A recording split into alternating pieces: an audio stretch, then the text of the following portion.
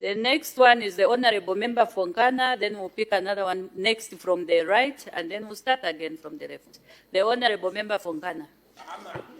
Madam Speaker, the CDF Amendment Act that has been brought to this House gives me cold chills.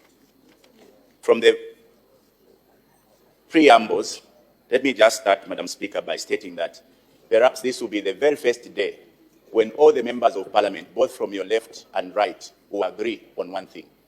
Because this issue of the CDF is not partisan. It affects all of us and our work.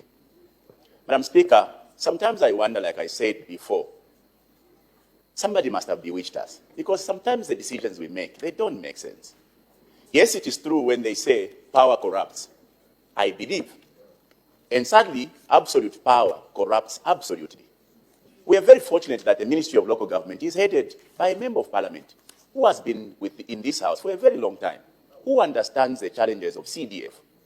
Madam Speaker, just for the avoidance of doubt, CDF was created to augment the work of a Member of Parliament in addressing the challenges in the community. Today, people don't blame anybody in the failures in a community other than the Member of Parliament. Out there in the communities, Madam Speaker, for anything that fails, development or otherwise, people blame it on the Member of Parliament. They don't blame it on the council. They don't blame it on anybody but the Member of Parliament.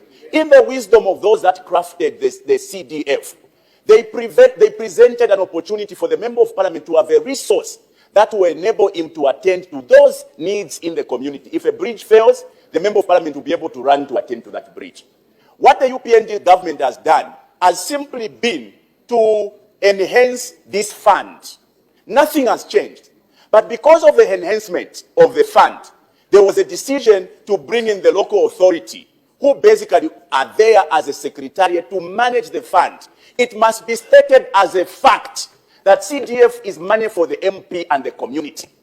The Member of Parliament is said to be the head of the community. This money called the CDF is given to the community to decide their developmental destiny. The council is only brought into the picture because the Member of Parliament and his office are not a spending agency. The local authority, because they've got engineers and everything else, have simply been brought into the picture. The question is, where is the problem? Because when you are changing the law, amending the law, or implementing or enacting a new law, you are trying to address a problem. What has been the problem here, Madam Speaker? The problem with the CDF has been implementation. The question would be, has the MP been part of the failures in implementation? The answer is no. The MP and ECDF committees, going down to the ward committees, have always been doing the right job at the right time. The failures starts at implementation.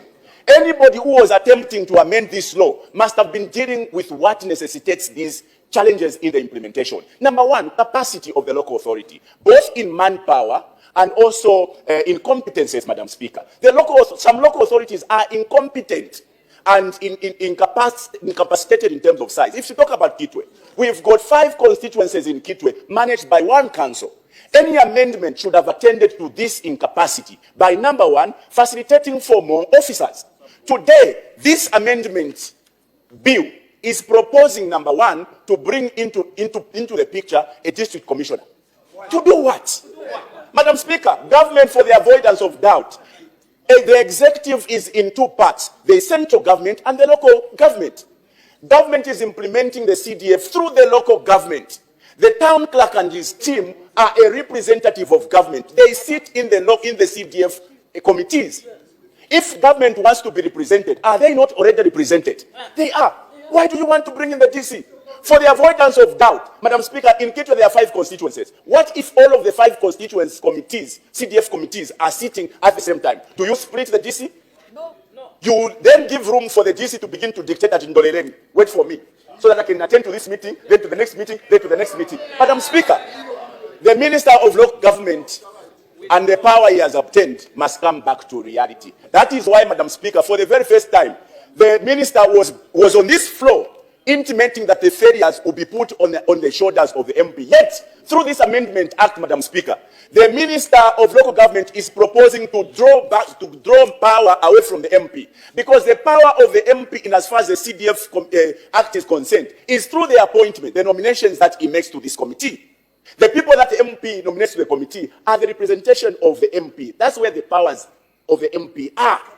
The blame that is put on the MP is squarely because he has powers to nominate people on the committee. Today you are proposing to take away even the little power. But in the end, people are going to be blaming the MP. Madam Speaker, this proposal should not be brought into the House if only people were realistic.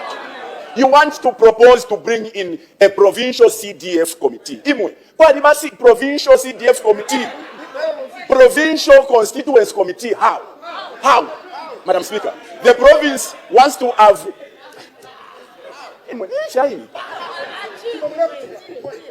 Madam Speaker, this is very simple. Honorable members, order, order. You may continue, honorable member. Madam Speaker, here we are all speaking one language. The CDF remains the only vehicle we as members of parliament have.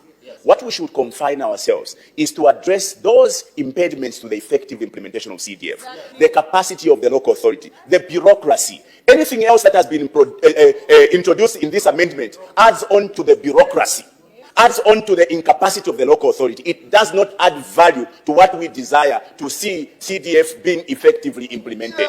Madam Speaker, on behalf of the people of Nkana, and on behalf of the people of Mwandi, on behalf of the people of Gwembe and the junkies in Kanyama, we are saying these amendments, Madam Speaker, are not in the best interest of the Zambian people, and therefore these amendments must never be allowed to see the day of light in this House. I thank you, Madam Speaker.